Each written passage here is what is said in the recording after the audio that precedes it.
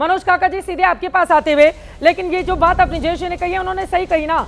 UP police के पास मामला गया तो उसने एफआईआर दर्ज नहीं की, मामला कोर्ट में गया तब एफआईआर दर्ज हुई, और अभी तक यूपी पुलिस ने उनसे पूछताछ भी नहीं की है पूरे मामले पर। तो उत्तर प्रदेश की सरकार या पुलिस कैसे सवालों में आ सकती है? मनोज काका जी। जी चित्रा जी, आपका सवाल बहुत अच्छा है और आपका प्रारंभिक उद्बोधन और जो संदर्भ था वो भी बहुत अच्छा था। और आपने अपने प्रारंभिक उद्बोधन में जो बताया कि जो व्यक्ति विधवा से बलात्कार से लेके गैंगरेप तक का आरोपी हो, ऐसे को ब्रह्मचारी बता रहे हैं। जो घोर व्यभिचारी हो उसको लोग ब्रह्मचारी बता रहे हैं। और घोर व्यभिचारी को समर्थन में आए लोग, हम तो ये सोच रहे हैं, समाजवादी पार्टी और पूरा देश आपके माध्यम से देख रहा होगा, जो आपने संदर्भ बताया कि दुनिया का कोई भी घिनौना ऐसा कृत्य नहीं है जिसको आशुतोष व्यभिचारी ने छोड़ा नहीं है। और उसके समर्थन में आए लोग कितने व्यभिचारी होंगे, ये आपका चैनल बहुत लोग दुनिया में देखते हैं। वो लोग कितने घिनौने होंगे जो विधवा से गैंगरेप करने का, जो चोरी करने का, जो हत्या करने का, सब तरह का आरोपी हो और उसके पक्ष में खड़े, ये कितने व्यभिचारी होंगे। ये सोचिए।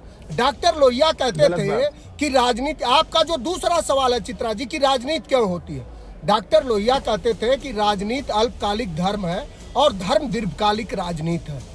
आप धर्म से ही समाज में जब बहुत बार राजनीतिक विषमता और कई तरह की भेदभाव होते हैं तो धर्म का काम है कि नैतिक बल बढ़ा करके, लोगों का आत्मबल बढ़ा करके, सदाचार बढ़ा करके, नैतिकता का महत्व बढ़ा करके उसका संरक्षण करे पूरे समाज का। लेकिन जब उत्तर प्रदेश में वो बात है कि लश्कर भी तुम्हारा है, सरदार भी तुम्हारा है, तुम झूठ को सच लिख दो, अखबार भी तुम्हारा है, क्या उत्तर प्रदेश की सरकार, योगी आदित्यनाथ की पुलिस उनसे माफी मांगी बटुकों को मारने पर? 14 साल से लेकर के 84 साल तक के, अरे नहीं, शंकराचार्य पर आप लोगों ने भी तो लाठियां बरसाई थी ना मनोज काका जी। आज बटुकों पर लाठीचार्ज के वो हिसाब मांग रहे हैं आप लोगों ने भी तो नहीं अभय मुक्तेश्वरानंद के ऊपर लाठियां बरसाई थी? चित्रा जी, आपका सवाल बहुत अच्छा है। आप जनवादी सवाल करने लगी हैं, इसके लिए आपको साधुवाद। हमने लाठियां अगर जो बरसाए उन अधिकारियों को तुरंत राष्ट्रीय अध्यक्ष जी ने, समाजवादी पार्टी ने सस्पेंड करा। हमने शंकराचार्य जी से खेद प्रकट किया। अब मैं आपसे जानना चाह रहा हूं कि योगी आदित्यनाथ, अजय सिंह बिष्ट और जिनको उनके सगे चाचा कृपाल सिंह बिष्ट ने बना दिया, साधु बना दिया, योगी बना दिया, वो योगी हैं, वो सर्टिफिकेट नहीं दिखाएंगे। लेकिन जिनको इस देश के तीनों और पीठों ने माना, 2 और पीठों ने माना कि नहीं वो शंकराचार्य हैं, जिनको स्वामी स्वरूपानंद महाराज जी ने अपने वसीयत में लिख के गए, वो शंकराचार्य नहीं है। और जिनके सगे चाचा ने साधु बना दिया, वो पूरा मठ और पूरा राज्य कब्जा किया है, वो सबसे बड़े शंकराचार्य हैं, सबसे बड़े संत हैं। अब उनका हालात यह है कि जो उनकी दरबारीगिरी नहीं करे वो संत नहीं है। उनकी दरबारीगिरी रामभद्राचार्य करेंगे, दलितों, पिछड़ों को और समाज को गाली देंगे, वाइफ को बताएंगे कि इंस्ट्रूमेंट है, इंजॉय की इंस्ट्रूमेंट है पूरे दुनिया। अब रामभद्राचार्य जी आपके हाँ में हाँ क्यों मिलाएं, ये बताइए। साधु तथा कथित बाधु, हाँ नहीं, हमारे हाँ में हाँ ना मिलाएं, वो देश के और धर्म के हाँ में हाँ तो मिलाएं। हमारे किस किताब में लिखा है कि जो वाइफ है वो इंस्ट्रूमेंट, वो है इंजॉय फॉर इंस्ट्रूमेंट है? ये कौन लिखा है कि ये मनोरंजन की साधन है देश की औरतें, माताएं, बहनें? ये जिस तरह का जो व्यभिचारी बात करेगा उसको दुनिया कभी साधु मानेगी? हम लोग तो नहीं मानेंगे ऐसे व्यभिचारी को साधु, जिसके शब्द ही ठीक ना हो। साधुता तो शब्द और विचार से आती है। नहीं, ये व्यभिचारी कहना बिल्कुल गलत बात है। इस तरह के शब्द बिल्कुल ठीक नहीं है, इस तरह के शब्द बिल्कुल ठीक नहीं है रामभद्राचार्य जी के लिए। लेकिन हाँ, ये जो ब्रह्मचारी आदमी है इसके ऊपर बड़े गंभीर आरोप लगे हैं। और ये मैं तो हैरान होती हूँ कि भाई कैसे कैसे लोग साधु का चोला धारण किए हुए हैं।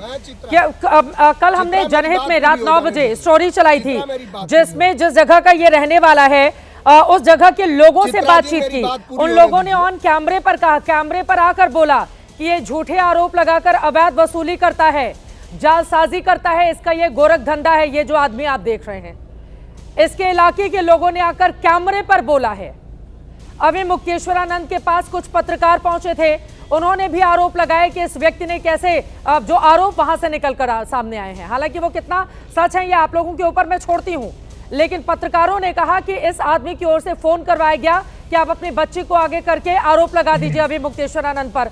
अब जरा सोचिए, ये वो आदमी है और इसके आरोपों पर शंकराचार्य अविमुक्तेश्वरानंद को लेकर यौन उत्पीड़न के मामले को लेकर डिबेट हो रही है और अभी तक पूछताछ क्यों नहीं की गई। स्वामी चिदम्बरानंद जी के पास में जाऊंगी, अपनी बात पूरी कर लीजिए मनोज काका जी।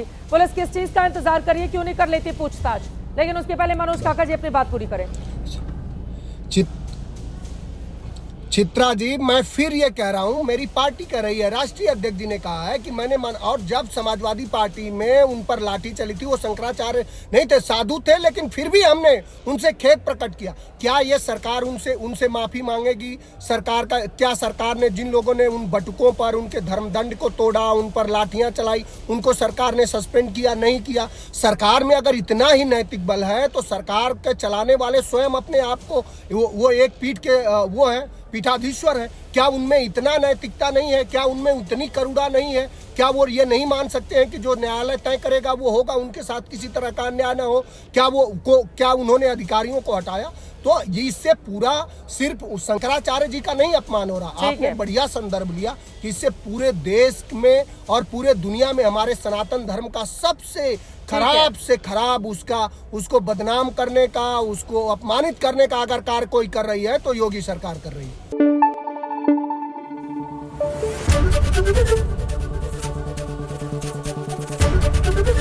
एबीपी न्यूज आपको रखे आगे।